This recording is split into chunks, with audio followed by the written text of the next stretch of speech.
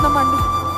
ఒట్టి మాటలు వ్యర్థము, నిజంగా హృదయలోతులోనండి మన జీవితము ద్వారా దేవుడికి చెప్పగలుగుతాం, మన హృదయం అంతా నీ కొరికే ప్రభా. పాపపు కార్యాలు, పాపపు ఆలోచనలు, పాపపు దృశ్యాలు, పాపపు క్రియలు, వాటన్నిటి నుండి నన్ను విడిపించు ప్రభా. నా హృదయం అంతా నీ కొరికే వేసే. నా హృదయాన్ని ఇప్పుడే నీ రక్త చేత కడుగు, పరిశుద్ధపరచు. నా దేహం అంతటిని నీవే రక్త చేత కడిగి పరిశుద్ధపరచు ప్రభా. నీకు ఇష్టం లేని ఎన్నో కార్యాలు చేస్తానయ్యా, నన్ను క్షమించు ప్రభా.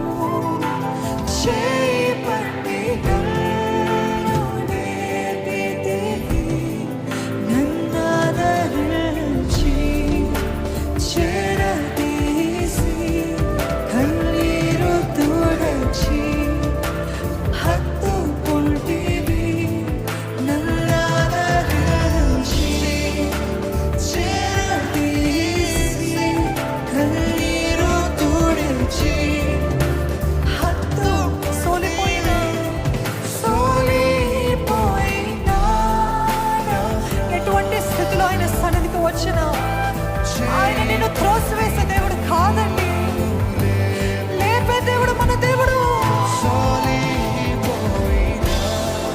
నా ప్రాణము చేపట్టి నన్ను లేపితివి, నన్నాదరించి చేరదీసి కన్నీరు తుడిచి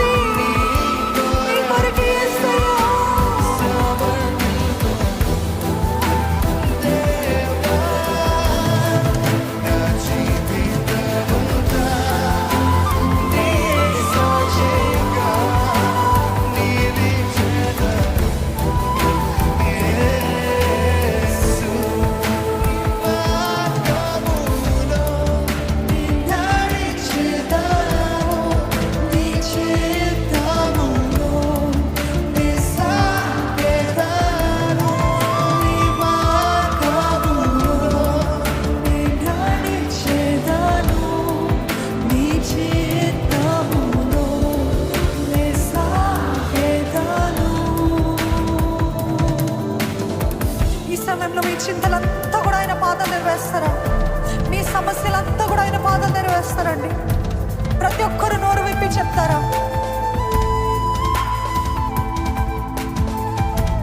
మనము ప్రార్థించకుండా మన జీవితంలో ఏం జరగదండి. ప్రార్థన ఎందుకు అంటే ఆయన సహాయాన్ని వేడుకోవడము, ఆయన జోక్యాన్ని వేడుకోవడము. You need his intervention. Open your mouth and ask him. ఏ విషయంలో దేవుడు జోక్యం చేసుకోవాలి, ఏ విషయంలో దేవుడు నిలబడాలి, ఏ విషయంలో దేవుడు పోరాడాలి, నోరు విప్పి అడుగుతారా? నోరు విప్పి అడుగుతారా? ఏసే ఈ విషయంలో నీవే కార్యము జరిగించే ప్రభా, ఈ విషయంలో నీవే జయము దయచే ప్రభా. ప్రతి ఒక్కరు కూడా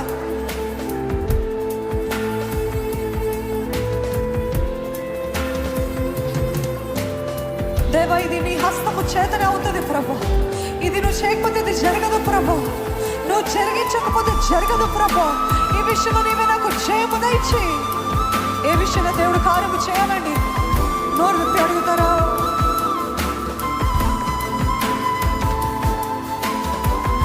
Lord, I need your intervention. I need your intervention. I need your presence. నీ సన్నిధి కావాలి, నీ జోక్యం కావాలి, నీ విడుదల కావాలి, నీ స్వస్థత కావాలి, నీ ఆత్మ నింపుదల కావాలి,